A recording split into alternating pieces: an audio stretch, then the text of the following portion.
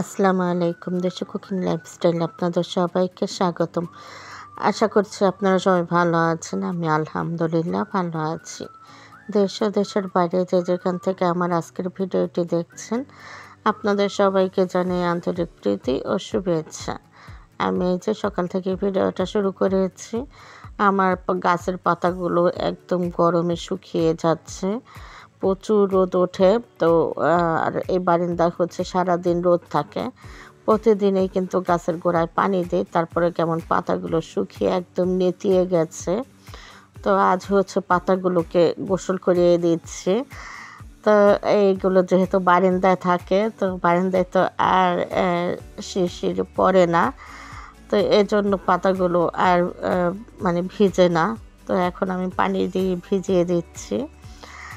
আর হচ্ছে এগুলো আমরা তো সবাই জানি, গাছ হচ্ছে পাতার মধ্যে তার খাবার রান্না করে তারপরে খায়। তো শিকড়ের মাধ্যমে পানি, মাটি থেকে পানি শোষণ করে পাতায় এনে তারপরে হচ্ছে তাদের খাবার তারা তৈরি করে পাতার মধ্যেই, আর এই খাবার খেয়েই গাছ বেঁচে থাকে। তো এখন তো আর বাইরে থেকে পানি আসে না, বৃষ্টি আসলে দেখা যায় একটু আসবে ভিতরে পানি। তো এই জন্য আমি একটু ভিজিয়ে দিলাম। আর এরপরে হচ্ছে যে আমিও রোদে বসে আছি, আর আমার বিড়াল সোনাও বসে আছে। আর আপনারা তো অনেকেই জানেন, আমি যেখানে থাকবো আমার বিড়াল সোনাও সেখানেই থাকবে। আমি রান্নাঘরে গেলে সেও যায় আমার সাথে রান্নাঘরে। আমি রান্নাঘরে একটা টুল নিয়ে রাখি বসার জন্য। আমার কোমরের ব্যথার কারণে অনেক সময় দাঁড়িয়ে থাকতে পারি না বেশি সময়, তো সেজন্য একটা টুল নিয়ে রাখি। আর সে হচ্ছে সেই টুলে গিয়ে বসে থাকে। আমি কি রান্না করি, কি কাজ করি, সব কিছু সে দেখে। আর এখন হচ্ছে সকালে আমি রোদে বসে আছি, তো সে এসে আমার সাথে রোদে বসে আছে। তো তাকে নিয়ে অনেকটা সময় আমি কাটিয়েছি রোদে বসে। এরপরে হচ্ছে এই যে দেখুন গাছগুলো আবার দেখিয়ে দিচ্ছি। পানি দেওয়ার পরে, পানি দেওয়ার প্রায় 15 মিনিট পরে আমি আবার গাছের কাছে এসেছি। তো দেখুন কতটা সতেজ দেখাচ্ছে গাছগুলো। তো এই জন্যই হয়তো বলে পানির অপর নাম জীবন। তো দেখুন পানি না পেয়ে কিন্তু পাতাগুলো কেমন একদম নেতিয়ে গিয়েছিল। তো পানিটা দেওয়ার পরে এখন একদম পাতাগুলো সতেজ হয়ে গেছে, মনে হচ্ছে যেন হাসতেছে, এত ভালো লাগতেছিল দেখতে। তো ইদানিং আমি প্রায় সময় গাছের পাতায় পানি স্প্রে করে দিই। তো সবসময় আর কি ভিডিও করা হয় না, আজ ভাবলাম একটু ভিডিও করি। আর আমার অনেক প্রিয় প্রিয় আপুরা আছে যারা আমার এই বারান্দার বাগানটা অনেক পছন্দ করে। তো তাদের জন্যই আমি প্রতিদিনই আমার গাছগুলো একটু আপনাদের সাথে শেয়ার করি ভিডিও আকারে। জানি না কার কাছে কেমন লাগে, তো আমার অনেক প্রিয় আপুদের জন্যই আমার এই ভিডিওগুলো। তো বন্ধুরা, যারা ভিডিওটা দেখা স্টার্ট করেছেন এখনও যারা একটি লাইক দেন নাই, তারা প্লিজ একটি লাইক দিয়ে ভিডিওটা কন্টিনিউ করুন। লাইকের কথা কি বলবো, প্রতিদিনই একই কথা বলতে ভালো লাগে না। লাইকের পরিমাণ এত কমে গেছে কি বলবো। আমরা তো সব সময় একটা করে লাইক চেয়ে নেই। তো আপনাদের কাছে একটা লাইক হয়তো কিছুই না, তবে আমাদের কাছে অনেক কিছু। আপনাদের একটি লাইকই পারে আমার ভিডিওটা আরও কিছু মানুষের কাছে পৌঁছে দিতে। সেজন্যই আর কি একটা লাইকের কথা প্রতিদিনই বলে দিই। আর এদিকে তো আমার গাছের সাথে অনেকটা সময় কাটিয়ে নিয়েছি। আর আমি কিন্তু যখন ভিডিওগুলো করতেছিলাম তখন বাজে হচ্ছে সকাল 9:30, আর যখন পানি দিয়েছি গাছে তখন বাজে হচ্ছে সকাল 9টার দিকে আর কি গাছে পানি দিয়েছি। এরপরে হচ্ছে না 9টা না, সরি 9:10 বাজে হয়তো খুব সম্ভবত, তখনই আর কি পানি দিয়েছি।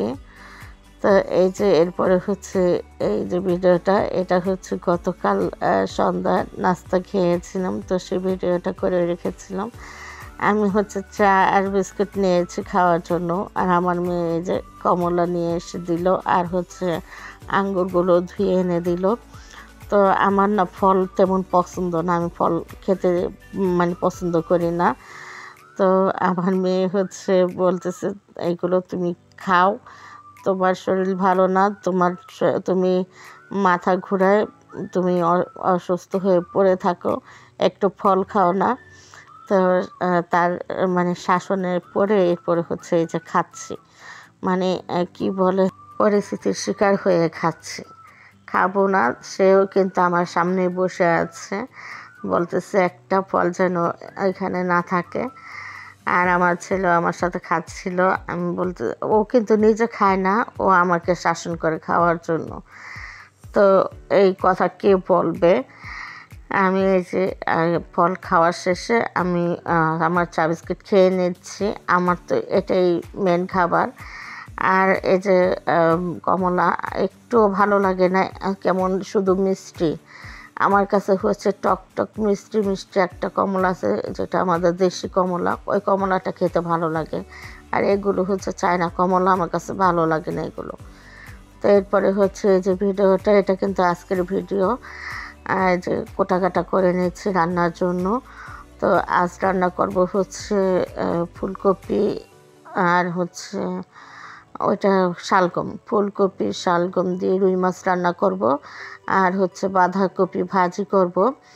তো এগুলো আর কি কোটা বাছা করে নিচ্ছি। প্রথমত বাঁধাকপির উপরের কাপড়টা ছাড়িয়ে নিচ্ছি, উপরে যে পাতাটা থাকে এটা কিন্তু একটু ময়লা হয়ে থাকে, তো এটা ছাড়িয়ে ফেলে দিলাম।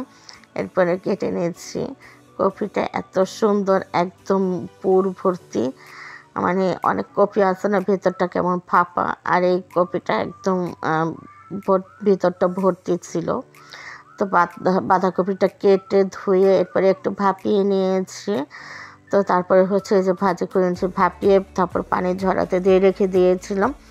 এখন হচ্ছে এক চুলায় ভাত বসিয়ে দিয়েছি, আর এক চুলায় ভাজিটা করে নিচ্ছি। আর আজকে হচ্ছে গ্যাস এত বেশি কমে গিয়েছিল, কি বলবো, কিচ্ছু করা যাচ্ছিল না। তো এরপরে হচ্ছে অনেকটা লেট করে গ্যাস এসেছে, তারপরে যে রান্না করতেছি, অনেক তাড়াহুড়োর মধ্যে রান্না করতেছিলাম। আমি যে অ্যাপটমটা পরবো সেটাও ভুলে গেছি। তো ভাজি করার শেষে তারপরে হচ্ছে আমি অ্যাপটম পরে নিয়েছি। তো কতটা তাড়াহুড়োর মধ্যে ছিলাম। তো এদিকে ভাতটাও বলক চলে এসছে, আর ওদিকে আমি বাঁধাকপি ভাজি করার জন্য পেঁয়াজ মরিচ ভেজে নিয়েছি, পেঁয়াজ মরিচ আর সামান্য রসুন ভেজে নিয়েছি। এরপরে হচ্ছে 2টা ডিম ভেঙে দিয়েছি, ডিমটাও পেঁয়াজ রসুনের সাথে ভেজে তারপরে এই যে ভাপানো বাঁধাকপিটা দিয়ে দিয়েছি। আর গ্যাস না থাকার কারণে কালারটা কেমন হয়ে গেছে। আর যদি গ্যাস ভরপুর থাকতো তাহলে কিন্তু অল্প সময়তে ভাজিটা হয়ে যেত, আর কালারটা খুব সুন্দর থাকতো। তো কি করব, আমরা হচ্ছে পরিস্থিতির শিকার, যখন যে পরিস্থিতিতে থাকি সেই পরিস্থিতির সাথেই মানিয়ে গুছিয়ে চলার চেষ্টা করি। তো এই যে এদিকে বাঁধাকপি আর ভাত তো হয়ে গেছে, এখন আর এক চুলায় মাছ ভেজে নিচ্ছে, আরেক চুলায় তরকারিটা বসিয়ে দিচ্ছি।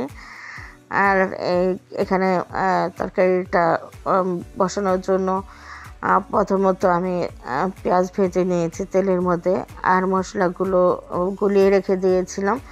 সব কিছু কমপ্লিট করে রেখেছি, যে গ্যাস আসলে তারপর বসিয়ে দিব, একদম সব রেডি করে রেখেছি। আর এই যে মশলা কষানোর সময় হলুদ গুঁড়ো, মরিচ গুঁড়ো এগুলো এক এক করে দিতে হয়, তো একটু সময় লাগে, সেজন্য আমি সব কিছু গুলিয়ে রেখে দিয়েছি। গ্যাস আসলে সাথে সাথে বসিয়ে দিব, আর একটুও যাতে সময় নষ্ট না হয়। তো এভাবেই আর কি আমরা গৃহিণীরা কাজগুলো করে থাকি, মানে একদম সময়ের সাথে পাল্লা দিয়ে কাজ করতে হয়, এছাড়া কিন্তু সময়ের নাগাল পাওয়া যায় না, সময়ের মতো চলে যায়। এজন্য আর কি যতটা মানে সময় বাঁচিয়ে কাজ করতে পারি করি, আর যে সময়টা বেঁচে যায় সে সময়টা আরও একটা কাজে লাগিয়ে দিই। তো এইভাবেই আর কি সারাদিন প্রতিদিনের কাজগুলো করে যাই।